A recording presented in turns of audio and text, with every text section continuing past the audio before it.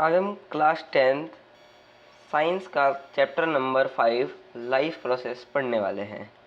इस चैप्टर को हम सीबीएसई के अकॉर्डिंग कंप्लीट करेंगे।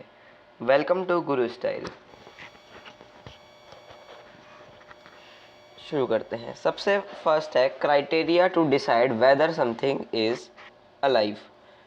ये थोड़ा सा मिस्टेक हुई है, कोई बात नहीं, लेकिन क्राइटेरिया टू डिसाइड मतलब हम कुछ क्राइटेरिया देखेंगे जिसमें हम किसी को डिफाइन कर सकते हैं कि जो कोई सब्सटेंस है वो लाइव है या फिर डेड है। तो अब हम इसके पढ़ेंगे क्राइटेरिया। सबसे फर्स्ट है like the movement of body part, some movement are not easily visible like molecular movement. जैसे कि बॉडी पार्ट्स के मूवमेंट, यानी कि बॉडी पार्ट्स जो हमारे वो किस तरीके से मूव कर रहे हैं या मूव नहीं कर रहे हैं। फर्स्ट पॉइंट तो ये हो गया। The molecular movement in cell and tissue is necessary for all life process. Cells का जो मॉलिक्यूलर मूवमेंट होगा ये टिश्यू में, वो लाइफ प्रोसेस के लिए बहुत ज़्यादा ज़रूरी है। जैसे कि एक बर्ड है, ये बर्ड जो है स्काई में फ्लाई करती हैं, तो इससे हमें पता चल रहा है उनकी बॉडी में कुछ ना कुछ मूवमेंट तो हो रहा है। फिर आगे हमारी आती है फ़िश। जो फ़िश होती हैं वो पानी के अंदर फ्लोट करती हैं, तो इससे भी हमें पता चल रहा है कि वो अपने फिन्स, गिल्स सबका यूज़ कर रही हैं, तब जाके वो पानी में फ़्लोट कर रही हैं, यानी कि उनके सेल्स जो हैं वर्किंग मोड में हैं। कोई मॉलिक्यूल, एटम, अमीबा, बैक्टीरिया, ये सारे जो सेल्स हैं ये मूव करते हैं, इसीलिए हम इन्हें डिफ़ाइन कर सकते हैं, yes they are alive. Life processes, movement के बाद हम देखेंगे लाइफ प्रोसेसेस कि एक अलाइव थिंग क्या लाइफ प्रोसेसेस को इनहेल एक्सेल करती है। लाइफ प्रोसेस जो होती है वो एक बेसिक प्रोसेस होती है जो कि हर एक लिविंग ऑर्गेनिज्म में आपको देखने के लिए मिलेंगी, और ये नेसेसरी है मेंटेन करने के लिए अपनी लाइफ को। ये बेसिक सी लाइफ प्रोसेसेस हैं nutrition, respiration, transportation and excretion. इसमें सबसे पहले पढ़ेंगे न्यूट्रिशन। न्यूट्रिशन एक ऐसी प्रोसेस है जिससे कि कोई ऑर्गेनिज़म है वो फूड को टेक करता है और उसका बॉडी के द्वारा उसको यूटिलाइज़ करता है। सेकंड है रेस्पिरेशन। रेस्पिरेशन एक ऐसी प्रोसेस है जिससे कि फूड जो है हमारी बॉडी के अंदर जाके बर्न होता है। बर्न होने के बाद वो एनर्जी की फॉर्म में रिलीज़ होता है और हमें ऑक्सीजन बॉडी तक पहुंचाने में भी हेल्प करता है। Third one is transportation. Transportation एक ऐसी प्रोसेस है जिसमें फूड, ऑक्सीजन, वाटर और वेस्ट प्रोडक्ट जो हैं वो वन पार्ट से अनदर पार्ट की तरफ कैरी होते हैं। फोर्थ पार्ट आता है हमारा एक्सक्रीशन। एक्सक्रीशन एक ऐसी प्रोसेस है जिससे कि बॉडी का वेस्ट प्रोडक्ट है वो रिमूव हो जाता है। अब हम पढ़ेंगे डाइजेस्ट। जैसे कि हमने यहाँ पे पढ़ा है nutrition, respiration, transportation and excretion, इन चारों का हम डायग्राम एक वन बाय वन देखेंगे। सबसे पहले आता है हमारा डाइजेस्टिव सिस्टम। ये आपका इसका डायग्राम है, तो इसकी मदद से मैं आपको समझाता हूँ। ये एक ह्यूमन बॉडी है जिसमें कि इसके कुछ फिज़िकल पार्ट्स हैं और इसी में से कुछ केमिकल पार्ट्स जो हैं वो रिलीज़ होती है, और हर एक फिज़िकल और केमिकल पार्ट्स का वन बाय वन इसका अपना स्पेसिफिक टास्क है जो कि ये कंप्लीट करते हैं। सबसे पहले आते हैं टंग। फिज़िकल पार्ट है टंग, टूथ, सबसे बाहर के ये मेन पार्ट्स हैं। तो टंग जो है वो जब फूड जब एंटर करता है बॉडी में तो ये टंग क्या करते हैं, और टंग के नीचे एक होता है सलाइवरी ग्लैंड। ये टंग और सलाइवरी ग्लैंड मिल के खाने को बिल्कुल स्पॉइल कर देते हैं, और जिससे कि आसानी से फूड जो है हमारा अंदर एंटर कर जाता है। और टूथ जो है फूड को च्यू करने में मदद करते हैं। ये फूड को छोटे छोटे टुकड़ों में कन्वर्ट कर देते हैं, और सलाइवरी ग्लैंड जो कि सलाइवा रिलीज़ करते हैं, और टंग ये मिक्स करते हैं फूड को और सॉफ्ट बना के आगे फूड भेजने का काम करते हैं। फिर आता है फेरिंग्स, उसके बाद ईसोफेगस, फेरिंग्स के नीचे लैरिंक्स भी आता है। इनका काम, लैरिंक्स को तो वॉइस बॉक्स बोलते हैं और फेरिंग्स जो होती है वो फूड पाइप से शुरुआत होती है। फिर आता है ईसोफेगस, ईसोफेगस को फूड पाइप भी कहा जाता है। ईसोफेगस एक फूड पाइप है जो कि माउथ से लेकर स्टमक तक की एक पाइप है। फिर ईसोफेगस के बाद हम पढ़ेंगे लिवर। लिवर एक ऐसा ऐसा हमारा बॉडी पार्ट है जिसमें जो कि बाइल जूस रिलीज़ करता है। उस बाइल जूस की मदद से क्या होता है, हमारा फूड जो एंटर होगा वो एसिडिक मीडियम से होकर जाएगा और बाइल जूस फूड को डाइजेस्ट करने में मदद करता है। उस bile juice greenish yellow colour का होता है, जिससे कि फूड अल्कलाइन मीडियम से एसिडिक मीडियम की ओर बढ़ जाता है। उसके बाद आता है स्टमक। स्टमक में होते हैं हमारे गैस्ट्रिक ग्लैंड। गैस्ट्रिक ग्लैंड में 3 चीज़ प्रेजेंट होती है, HCl यानी कि hydrochloric acid, pepsin and mucus. Hydrochloric acid का काम होता है जो फूड आ रहा है उसको बर्न कर देगा, जिससे कि आसानी से वो फूड एक्सक्रीट हो सके और आगे फर्दर इसकी प्रोसेसें हो सके। आगे काम आता है पेप्सिन। पेप्सिन जो है वो फूड में प्रोटीन को एब्जॉर्ब करने का काम करेगा। पेप्सिन का काम होगा प्रोटीन को एब्जॉर्ब करना। फिर आता है म्यूकस। अब जैसे कि आपने पढ़ा है HCl जो है वो स्टमक के अंदर प्रेजेंट होएगा, तो HCl का काम ही है फूड को बर्न करना। जब वो फूड बर्न कर सकता है तो स्टमक भी बर्न आसानी से हो सकता है उस एसिड की मदद से। तो म्यूकस का काम होता है स्टमक की थिन लेयर को प्रोटेक्ट करने का काम होता है म्यूकस का, जिससे कि HCl से उसको कोई अफेक्ट ना पड़े। आगे आता है गॉल ब्लैडर। गॉल ब्लैडर में जो बाइल जूस लिवर के द्वारा सीक्रेट होता है वो गॉल ब्लैडर में स्टोर होता है। फिर आता है पेनक्रियाज। पेनक्रियाज भी हमारा ग्लैंड है, ये भी 3 चीज़ जो है रिलीज़ करता है, trypsin, amylase and pepsin. Trypsin, lipase and amylase, तो ये 3, लिपेज, ट्रिप्सिन और एमिलेज, ये 3 चीज़ जो है वो रिलीज़ करता है। इन तीनों का अपने स्पेसिफिक टास्क है। ये तीनों protein, carbohydrate and fat respectively उसको डाइजेस्ट करते हैं। इमल्सिफाइड फैट जो होता है वो एमिलेज के द्वारा डाइजेस्ट होता है। फिर ये डिओडेनम और ट्रांसवर्स कॉलन नहीं है आपके सिलेबस में। अब आता है हमारे पास स्मॉल इंटेस्टाइन। स्मॉल इंटेस्टाइन जो फूड स्टमक में है, स्टमक के बाद वो फूड स्मॉल इंटेस्टाइन में एंटर करता है। स्मॉल इंटेस्टाइन में जो इमल्सिफिकेशन होता है वो कंप्लीट होता है। स्मॉल इंटेस्टाइन में भी एक विलाई होता है। उस विलाई का काम होता है फूड को यहाँ से वहाँ, वहाँ से यहाँ ट्रांसफॉर्म करके फूड को एकदम अच्छे से क्रश कर देना। फिर उसके बाद आता है हमारे पास रेक्टम, एनस और यहीं से आते हैं हमारी एक अपेंडिक्स। इनका अपना स्पेसिफिक टास्क है। अब फूड के अंदर जब फूड पाइप से लेकर स्टमक तक फूड मूवमेंट करता है तब कॉन्ट्रैक्शन एंड रिलैक्सेशन का हमें प्रोसेस देखने को मिलेगा। उस मूवमेंट को हम बोलते हैं पेरिस्टाल्टिक मूवमेंट। ये बहुत इंपॉर्टेंट क्वेश्चन है, पूछा जाता है। ये हमारे पार्ट्स जो हैं डाइजेस्टिव सिस्टम के पूरे कंप्लीट होते हैं, tongue, tooth, pharynx, oesophagus, liver, gall bladder, stomach, pancreas, small intestine, anus, rectum and appendix.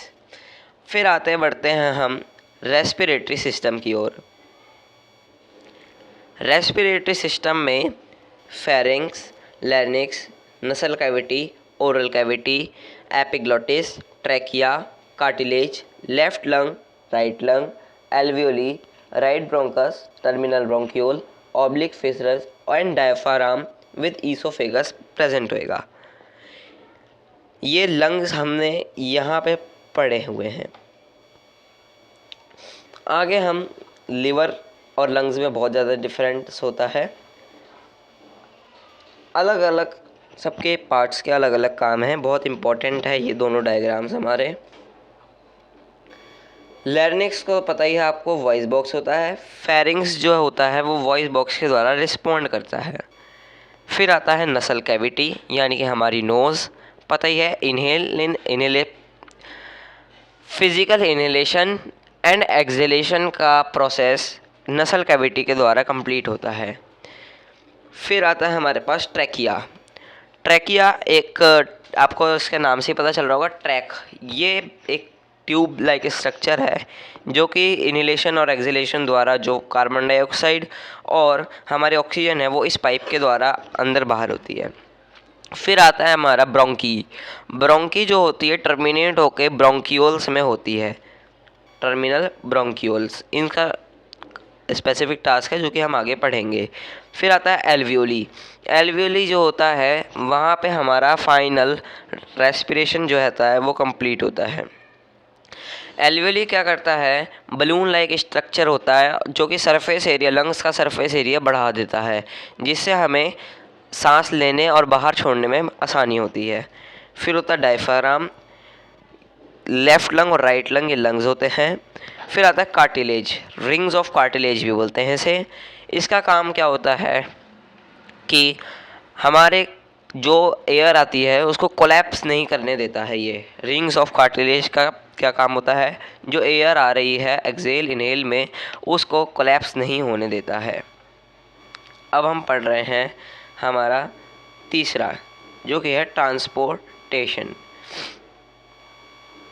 ये जो है डबल सर्कुलेशन में भी आप डायग्राम ये वाला बना सकते हैं। अब हम इसे पढ़ रहे हैं।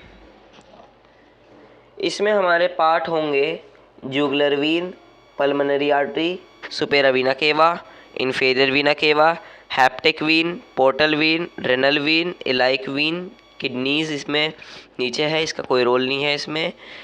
CO2, O2, iliac artery, renal artery, mesenteric artery, aorta, pulmonary veins, carotid artery, head and arms और CO2 लंग्स और हार्ट।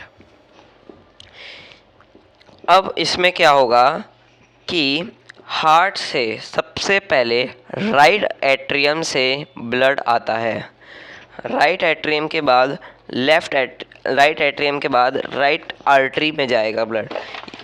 डबल सर्कुलेशन का मीन्स क्या होता है, डबल सर्कुलेशन का मतलब ही क्या होता है? डबल सर्कुलेशन का मतलब ये होता है कि ब्लड जो है बॉडी में 2 बार फ्लो हो रहा है, बॉडी में 2 बार फ्लो हो रहा है, इसीलिए हम इसे डबल सर्कुलेशन बोलते हैं।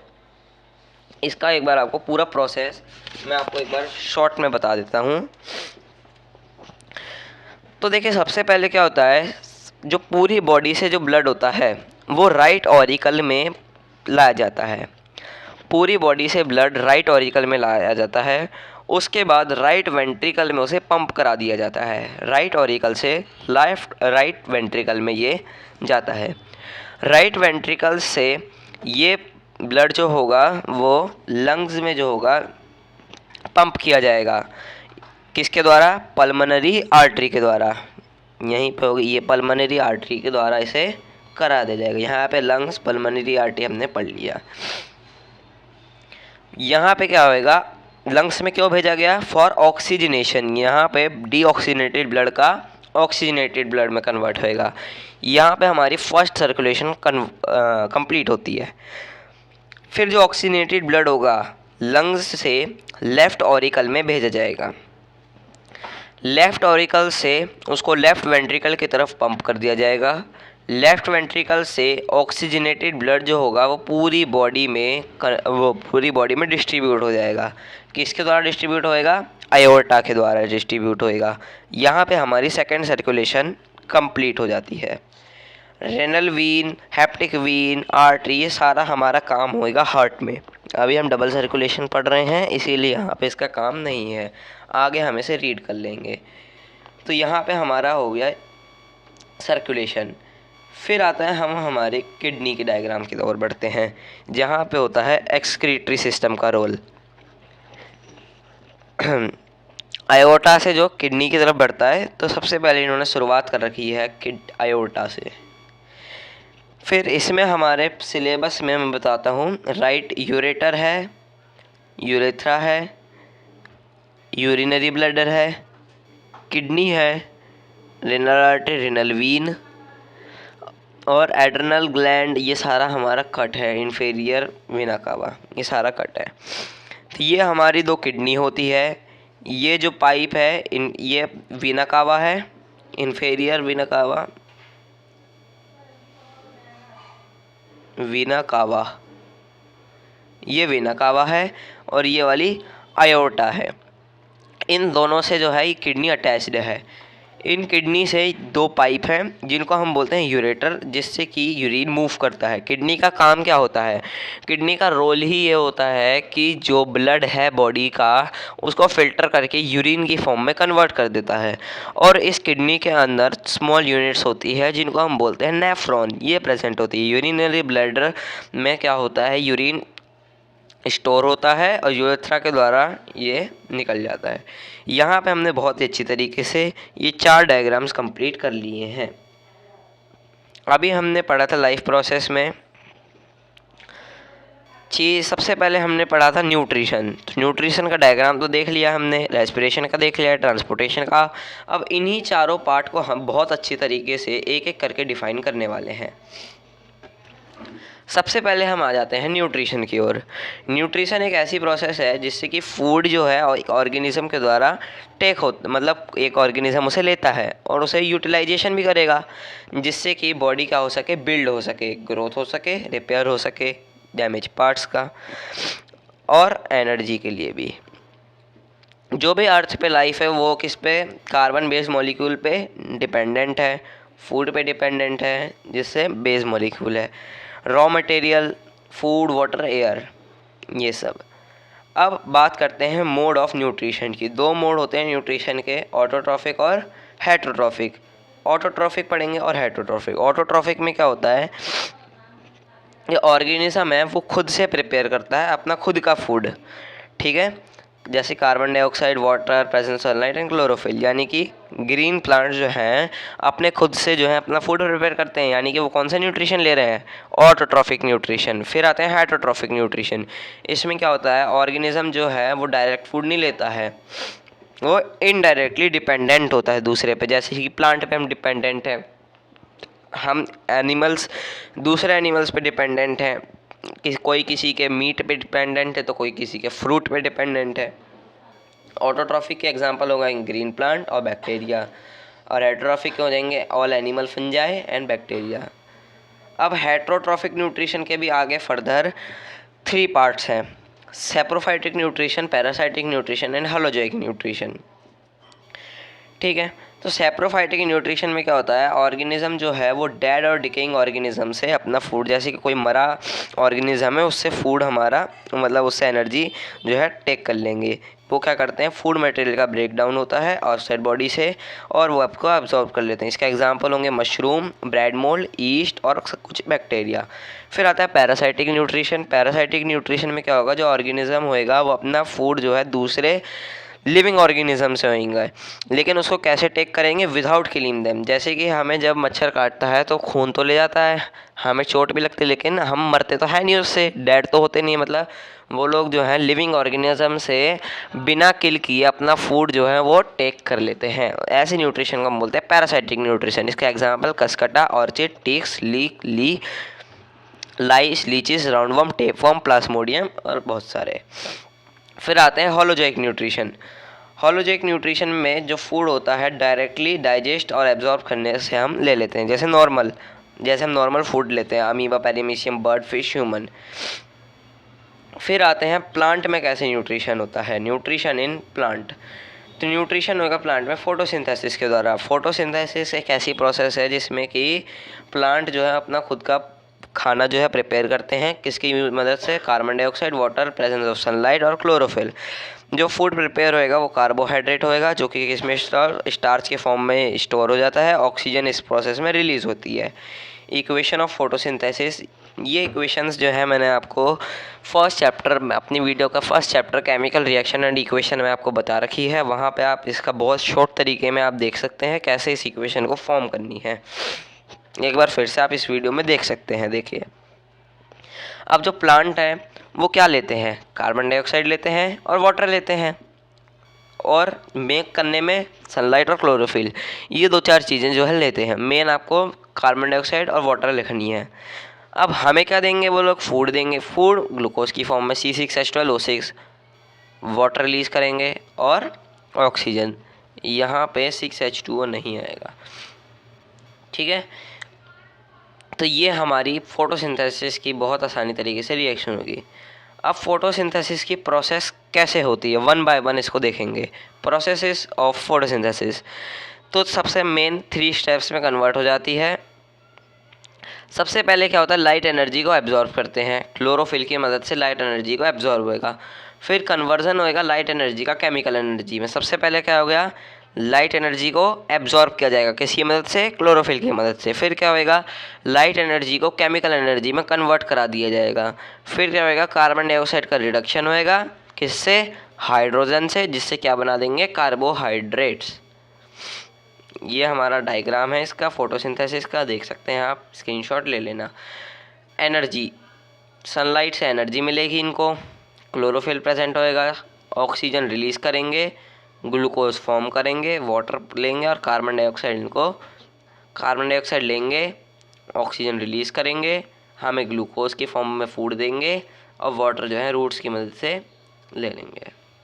ये हमारी फोटोसिंथेसिस की प्रोसेस होगी।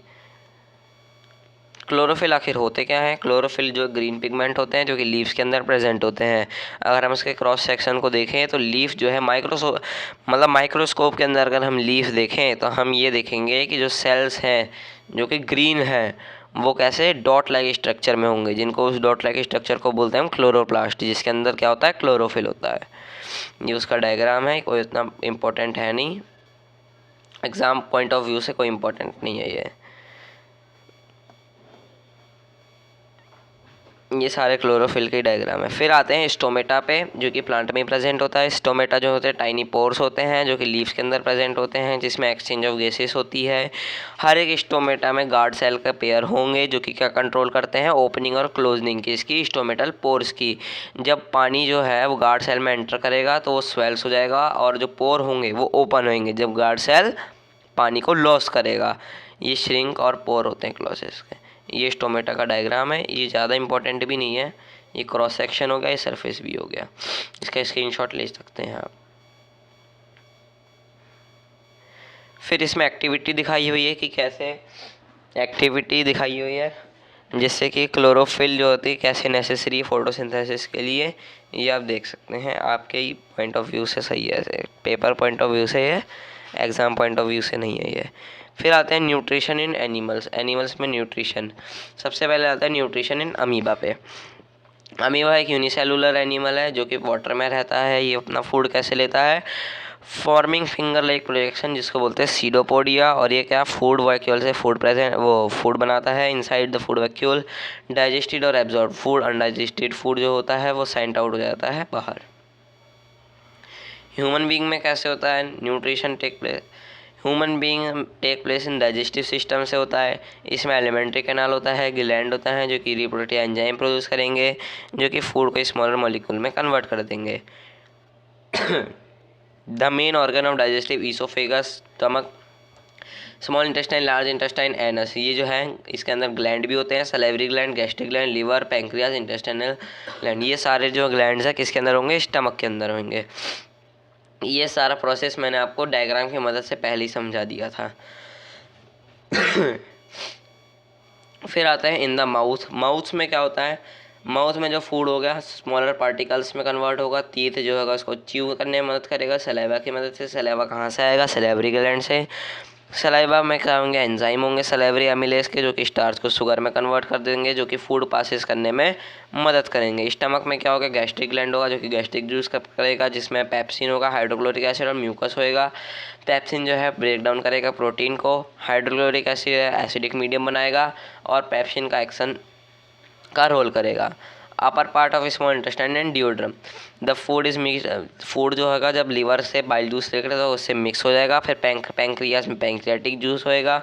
बाइल क्या करता है? फैट्स को ब्रेक डाउन करता है स्मॉलर ग्लोब्यूल से। पैंक्रियाटिक जूस में ट्रिप्सिन, लिपेज और एमिलेज होता है जो कि फैट्स को और प्रोटीन को डाइजेस्ट करने में लग जाता है। फिर आते हैं स्मॉल इंटेस्टाइन में।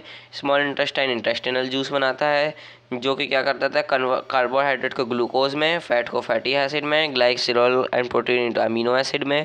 ये इंपॉर्टेंट है कि भाई कार्बोहाइड्रेट को किस में करता है, ग्लूकोज में, फैट को फैटी एसिड में, ग्लाइसरॉल को प्रोटीन और अमीनो एसिड में कन्वर्ट जो है वो कर देता है। ठीक है। फिर उसके बाद आता है एक विलय होता है, जो कि क्या करता है, सरफेस एरिया इंक्रीज कर देता है, जिससे कि डाइजेस्टेड फूड का एब्जॉर्प्शन करने में आसानी होती है। लार्ज इंटेस्टाइन में क्या होता है, वाटर जो है एब्जॉर्ब होता है, वेस्ट मटेरियल रिमूव होता है। फिर आते हैं रेस्पिरेशन पे। रेस्पिरेशन एक ऐसी प्रोसेस है जिससे कि फूड बर्न होता है सेल में ऑक्सीजन की हेल्प से, जिससे कि रिलीज़ होती है एनर्जी। एनर्जी जो रिलीज़ होती है वो जिससे एडिनोसाइन ट्राइफॉस्फेट बना लेगा एटीपी में। ठीक है, तो ADP plus phosphate energy form respiration, जो कि एटीपी बन जाती है हमारी। एडीपी का फुल फॉर्म होता है एडिनोसाइन डाइफॉस्फेट और एटीपी का एडिनोसाइन ट्राइफॉस्फेट। रेस्पिरेशन के टाइप होते हैं एरोबिक रेस्पिरेशन और एनएरोबिक रेस्पिरेशन। एरोबिक रेस्पिरेशन में क्या होगा, जो रेस्पिरेशन प्रेजेंस ऑफ ऑक्सीजन में कन्वर्ट होएगा उसको बोलते हैं एरोबिक रेस्पिरेशन। इसमें ज़्यादा एनर्जी रिलीज़ होती है। इसके एंड प्रोडक्ट होंगे कार्बन डाइऑक्साइड, वाटर और एनर्जी, जो कि मोस्ट ऑर्गेनिज्म में टेक प्लेस करता है। एरोबिक रेस्पिरेशन में क्या होगा, ग्लूकोज को पायरुवेट में कन्वर्ट कर देंगे, जो कि होता है साइटोप्लाज्म में अकर। ठीक है, in the presence of oxygen and then presence of oxygen. Pyruvate जो होता है कार्बन डाइऑक्साइड में कन्वर्ट करा दिया जाता है, वाटर एनर्जी और माइटोकॉन्ड्रिया में। देखिए, जो ग्लूकोज को पायरुवेट में कन्वर्ट करा जाता है, ग्लूकोज को पायरुवेट में, वो होता है साइटोप्लाज्म में, और पायरुवेट को कार्बन डाइऑक्साइड, वाटर और एनर्जी में कन्वर्ट कराते हैं, वो होता है माइटोकॉन्ड्रिया में। ये इसकी रिएक्शन है। फिर आते हैं एनारोबिक रेस्पिरेशन में, जो कि एब्सेंस ऑफ ऑक्सीजन में होता है। इसमें लेस एनर्जी बर्न होती है, एंड प्रोडक्ट होंगे लैक्टिक एसिड और ethanol, carbon dioxide and energy.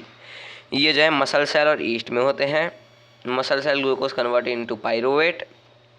Glucose जो होगा ऑक्सीजन के पायरुवेट में होगा, pyruvate lactic acid plus energy. Glucose pyruvate में, लेकिन इसमें क्या बनेगा, इथेनॉल बनेगा। इसमें क्या होता है, एक मसल क्रैम्प होते हैं हमें बीच बीच में, क्योंकि क्या होता है वहाँ पे एनारोबिक रेस्पिरेशन होता है। उस एनारोबिक रेस्पिरेशन में क्या होगा कि हमें ऑक्सीजन की सप्लाई नहीं मिलती है, वहाँ पे एकदम से हमें दर्द उठ जाता है, क्योंकि वहाँ पे लैक्टिक एसिड का फॉर्मेशन होता है। अब होता है break down of glucose in the various pathway, breakdown of glucose in the various pathway, presence of oxygen, CO2H2 energy. ये हमारा रिएक्शन है जो कि एनसीईआरटी बुक में भी दिया है, वहाँ से आपको इसको समझना है। रेस्पिरेशन इन ह्यूमन, इसमें क्या क्या नॉस्ट्रिल्स होंगे, नसल cavity, pharynx, larynx, trachea, bronchi, bronchial, lungs and diaphragm. ये हम पढ़ चुके हैं एक इस वाली डायग्राम की मदद से। सबसे पहले क्या होता है, एयर जो है नॉस्ट्रिल्स में एंटर करेगी। जो हेयर और म्यूकस होंगे वो डस्ट को ट्रैप कर लेंगे और वहीं पे रुक जाएंगे। जो प्योर एयर होगी वो हमारी बॉडी के अंदर जाएगी। ठीक है, तो वो फेरिंग्स, लैरिंग्स, ट्रैकिया और ब्रोंकी से पास होकर लंग्स के अंदर जाएंगी। ठीक है, ट्रैकिया में होते हैं रिंग्स ऑफ कार्टिलेज होती हैं, जो कि collapsing which prevent collapsing when there is no air in. जब ट्रैकिया में कोई एयर नहीं होगी तो कोलैप्सिंग से वो बचाएगी। तो ब्रोंकी जो है वो स्मॉलर और स्मॉलर ट्यूब्स में कन्वर्ट होकर ब्रोंक्यूल्स बनाते हैं, जिसके अंदर टीनी एयर सेक्स होते हैं, जिनको बोलते हैं एल्वियोली। एल्वियोली जो होती है ब्लड वेसल सप्लाई होती है, जिसमें एक्सचेंज ऑफ गैसेस होते हैं। एल्वियोली क्या करती है, इंक्रीज सरफेस एरिया बढ़ाती है जहाँ पे एक्सचेंज ऑफ गैसेस होता है। इसका हम डायग्राम से मदद से पढ़ चुके हैं। अब मैकेनिज्म ऑफ ब्रीथिंग, देखिए रेस्पिरेशन और ब्रीथिंग में बहुत ज़्यादा अंतर देखने को मिलता है हमें। देखिए ब्रीथिंग में तो सिर्फ इनहेलेशन और एक्सहेलेशन होता है, लेकिन रेस्पिरेशन में होता है इनहेलेशन एक्सहेलेशन के साथ साथ और क्या होता है, हमारा ब्रेक डाउन ऑफ फूड होती है, जो कि एनर्जी बर्नट होती है, जिससे कि एनर्जी रिलीज होती है। ठीक है, मैकेनिज्म ऑफ ब्रीथिंग पढ़ेंगे। जब हम एयर ब्रीथ करते हैं तो मसल डायग्राम होते हैं जो कि कॉन्ट्रैक्ट करते हैं डाउनवर्ड के, और चेस्ट कैविटी एक्सपैंड होती है एयर इनटू लंग्स। फिर बात करते हैं ट्रांसपोर्टेशन की। सबसे पहले transportation in human being. Human being में कैसे ट्रांसपोर्ट होता है, मेन ट्रांसपोर्ट सिस्टम है ह्यूमन बीइंग का सर्कुलेटरी सिस्टम, जिसमें ब्लड, आर्टरीज, वीन, कैपिलरीज और हार्ट होगा। सबसे पहले पढ़ेंगे ब्लड का काम। ब्लड जो होता है वो क्या करता है, transport food, oxygen, waste product को ट्रांसपोर्ट करता है। इसमें प्लाज्मा होंगे, रेड ब्लड सेल होंगे, वाइट ब्लड सेल होंगे और प्लेटलेट्स होंगे। ठीक है, प्लाज्मा जो होता है फ्लूइड कन्वर्ट करता है, रेड ब्लड सेल का काम होता है ब्लड सप्लाई कराना। वाइट ब्लड सेल होता है सोल्जर्स हमारे। प्लेटलेट होते हैं क्लॉटिंग ऑफ ब्लड में काम आते हैं, जो कि 9th में हम पढ़ चुके हैं। प्लाज्मा क्या ट्रांसपोर्ट करेगा? Food, water, carbon dioxide, nitrogenous waste. Red blood cell क्या ट्रांसपोर्ट करेगा? ऑक्सीजन ट्रांसपोर्ट करेगा। White blood cell kill harmful microbe and protect the body. Platelet help in clotting of blood and prevent loss of. फिर आते हैं arteries. Arteries जो होती है pure blood को कैरी करती है from heart to all part of the body. Arteries जो होती है वो कैरी प्योर ब्लड और वेन्स इम्प्योर ब्लड। आर्टरीज क्या करती है? प्योर ब्लड को किस में फॉर्म करती है? Form the heart to all part of the body, ठीक है। और ये थिक वॉल होती हैं जिनके पास वॉल्व्स नहीं होते हैं। ये इम्प्योर ब्लड करती है from the all part of the body to heart, ठीक है। ये हार्ट से ऑल बॉडी। आर्टरीज क्या करती है? हार्ट से ब्लड लेती है और वेन्स हार्ट तक ब्लड पहुंचाती है। वेन्स के बाद थिन वॉल्ड होती है और इनके पास वॉल्व्स होते हैं, वेल्व्स, VALVES, वेल्व्स। वेल्व्स क्या होते हैं? ब्लड के बैकवर्ड फ्लो होने से हमें प्रोटेक्ट करते हैं। फिर आते हैं कैपिलरीज पे। कैपिलरीज क्या होती है? नैरो ब्लड वेसल होती हैं जो कि कनेक्ट आर्टरीज और वेन्स को टुगेदर कनेक्ट करती है, जहाँ पे क्या होता है? Food, water, oxygen, carbon dioxide का एक्सचेंज होता है between the blood cell and take place through the capillaries.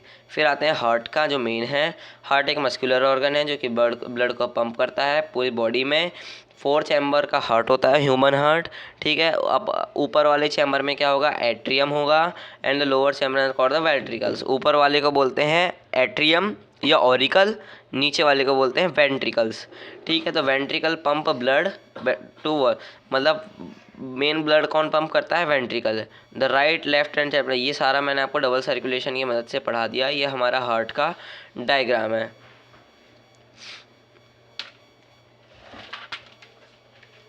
ठीक है। फिर वर्किंग ऑफ हार्ट भी मैंने आपको डबल सर्कुलेशन की मदद से सारा पढ़ा दिया। देखिए, circulation of blood when the left atrium release oxygenation, ये सारा बस आप स्क्रीनशॉट एक बार ले सकते हैं इसका, लेना चाहो तो। फिर भी एक बार आपको मैं बता देता हूँ। लेफ्ट एट्रियम से शॉर्ट में बताऊंगा आपको। राइट ऑरिकल से राइट वेंट्रिकल की तरफ ब्लड पंप करा जाता है पल्मोनरी आर्टरी के द्वारा लंग्स में। फिर ऑक्सीजनेटेड ब्लड कहाँ जाएगा? लेफ्ट ऑरिकल से लेफ्ट वेंट्रिकल, लेफ्ट वेंट्रिकल से पूरी बॉडी में सप्लाई होगा आयोटा के द्वारा, ये होगी सेकेंड सर्कुलेशन। फिर आते हैं लिम्फ। लिम्फ एक कलरलेस फ्लूइड होता है, इंटरसेलुलर स्पेस में प्रेजेंट होता है। इट इज फॉर्म प्लाज्मा के द्वारा फॉर्म होता है। मैंने बताया आपको लिम्फ जो होता है वो किसे? लिम्फेटिक कैपिलरीज में कन्वर्ट हो जाता है, कैपिलरीज में कन्वर्ट हो जाता है और लार्ज वेन्स को कनेक्ट करके रखता है। हार्ट, ये आपका एक्चुअली टॉपिक कट है। बाकी आप बस इतना ध्यान रख सकते हैं कितने चैम्बर ऑफ हार्ट जो होते हैं हर एक ऑर्गेनिज्म में। देखिए, बर्ड जो होते हैं, बर्ड में कितने? 4 चैम्बर हार्ट होते हैं, ठीक है। एम्फीबियन और रेप्टाइल में 3 चैम्बर होते हैं और फिशेस में सिर्फ 2 चैम्बर होते हैं और ह्यूमन में 4। ह्यूमन में और मैमल्स कौन होते हैं? जिनके बाल होते हैं, ठीक है, जिनके बॉडी में हेयर होते हैं, ठीक है। तो उनके होते हैं 4 चैम्बर हार्ट। जो एम्फीबियंस यानी कि जो हमारे वाटर में रहना पसंद करते हैं उनके होते हैं 3 चैम्बर हार्ट। और जो मेन फिशेस है, फिशेस के होते हैं 2 चैम्बर हार्ट, ठीक है। अब देखेंगे प्लांट में कैसे ट्रांसपोर्टेशन होता है। प्लांट में आपने 9th में पढ़ाई होगा जाइलम और फिलोयम। तो इसमें होगा डिफ्यूजन ओस्मोसिस की मदद से जो होगा ट्रैकीड, वेसल, ये सारे इसमें होंगे जो कि जाइलम क्या करता है? वाटर और मिनरल को ट्रांसपोर्ट करता है। कहाँ से आता है? ये रूट से अपवार्ड की तरफ। फिलोएम क्या करेगा? फूड ट्रांसपोर्ट करेगा लीफ से दूसरे पार्ट ऑफ बॉडी में, ठीक है, ऑस्मोटिक की मदद से। फिर आता है एक्सक्रीशन। एक्सक्रीशन में हमारा किडनी का रोल आएगा। एक्सक्रीशन एक ऐसी प्रोसेस है जिसमें वेस्ट प्रोडक्ट जो हमारा रिलीज होता है मेटाबॉलिक एक्टिविटी। यूनिसेलुलर ऑर्गेनिज्म में वेस्ट प्रोडक्ट रिमूव होता है सराउंडिंग डिफ्यूजन की मदद से। मल्टी सेलुलर में होता है ऑर्गन्स की मदद से। एक्सक्रीशन इन ह्यूमन बीइंग पढ़ेंगे। इसमें हो जाए kidney, ureter, urinary bladder, urethra. Each kidney has number of excretion called nephrons. अब नेफ्रॉन्स पढ़ेंगे, ये मैंने आपको पूरा पढ़ा दिया था। ये हमारा नेफ्रॉन का डायग्राम हो गया। नेफ्रॉन जो होती है हार्ट में कम से कम लाखों नेफ्रॉन्स होती है, वो प्रेजेंट होती है। सबसे पहले आएगा बोमेन्स कैप्सूल। एक बोमेन कैप्सूल होता है ये एक साइंटिस्ट का नाम है बोमेन्स। इसी के नाम पे एक मतलब कप लाइक स्ट्रक्चर होता है, एक कप शेप का स्ट्रक्चर होता है जिसका नाम होता है बोमेन्स कैप्सूल, ठीक है। तो अभी हम इसकी अच्छे से मदद से पढ़ेंगे स्ट्रक्चर और फंक्शन ऑफ नेफ्रॉन, जो कि बहुत इंपॉर्टेंट है। इसमें होगा हर एक का अपना स्पेसिफिक टास्क होता है। हाँ जी, तो बोमेंस कैप्सूल में क्या होता है, इसके अंदर cluster of very thin walled blood capillaries होती है, मतलब बहुत थिन वॉल्ड कैपिलरीज होती है, जो कि क्या फॉर्म करती है, ग्लोमेरुल्स, यानी कि बोमेंस कैप्सूल से बना है ग्लोमेरुल्स। ठीक है, इसके अंदर होगा प्रॉक्सिमल ट्यूबल, डिस्ट्रिबुलर ट्यूबल, ये सारे collecting duct, loop of Henle, branch of renal vein, arteries, इसके बारे में अच्छे से पढ़ते हैं। नेफ्रॉन, हर एक नेफ्रॉन के पास एक कप लाइक स्ट्रक्चर होता है जिसको बोलते हैं बोमेन कैप्सूल, जिसके अंदर बंडल ऑफ कैपिलरीज होता है जो क्या फॉर्म करती है, ग्लोमेरुल्स। बोमेन्स कैप्सूल का लीड करता है टेबुलर स्ट्रक्चर होता है, जो कि कलेक्टिंग डक्ट को ज्वाइन कर रखता है। ठीक है, कलेक्टिंग डक्ट यानी कि जहाँ से यूरिन कलेक्ट हो रहा है। रेनल आर्टरी में क्या होगा, नाइट्रोजीनियस वेस्ट, यानी कि जो यूरिन है वो जो हैगी वो बनेगी। इसमें क्या क्या होगा, ammonia, urea, uric acid along with excess water और सॉल्ट। ठीक है, इसमें क्या फ़िल्टर होता है, नाइट्रोजीनियस वेस्ट, वाटर, सॉल्ट, जो कि कहाँ से पास होता है, एक टेबुलर स्ट्रक्चर, कलेक्टिंग डक्ट से टेबुलर स्ट्रक्चर के थ्रू पास होता है। तो पासेस जो होता है यूरेटरी से, वो कहाँ होता है, यूरेटर से यूरिनरी ब्लैडर की तरफ, और यूरिनरी ब्लैडर से यूरेथ्रा की तरफ इसको सेंड करा दिया जाता है। किस फॉर्म में, यूरिन की फॉर्म में। ठीक है, उसके बाद the useful product like amino acid, glucose, salt, ये कैपिलरीज के द्वारा रीअब्जॉर्ब हो जाएंगे, और क्या होगा, रेनल वीन के द्वारा इसको एब्जॉर्ब कर लिया जाएगा। प्लांट में कैसे एक्सक्रीशन होता है, जो हमारा लास्ट टॉपिक है, ये अब हम पढ़ने जा रहे हैं। तो प्लांट में क्या होगा, इन गैसियस वेस्ट प्रोडक्ट जो होंगे वो रेस्पिरेशन के द्वारा प्रोड्यूस होंगे, जैसे कि कार्बन डाइऑक्साइड, फोटोसिंथेसिस, O2, ये जो होते हैं स्टोमेटा के द्वारा रिमूव कर दिए जाते हैं। अगर पानी, पेड़ को ज़्यादा पानी दे देते हैं तो भी वो क्या होता है, पानी रूट्स के द्वारा वापस निकल जाता है थ्रू स्टोमेटा। इस प्रोसेस को कहते हैं transpiration. Excess water is removed through stomata, इस प्रोसेस को कहते हैं ट्रांसपिरेशन। कुछ वेस्ट प्रोडक्ट भी होते हैं, जो कि leaves, when leaves dry and fall of, जब पत्ते सूख जाते हैं तो नीचे गिर जाते हैं। तो पत्ते सूखने का मतलब ही क्या होता है कि वो उनका वो क्या हो रहा है, वेस्ट प्रोडक्ट जो है वो रिमूव हो रहा है। कुछ वेस्ट प्रोडक्ट जो होते हैं वो वैक्यूल्स में स्टोर हो जाते हैं, और कुछ वेस्ट प्रोडक्ट जैसे कि गम्स, रिजाइन, वो ओल्ड जाइलम सेल में स्टोर होते हैं।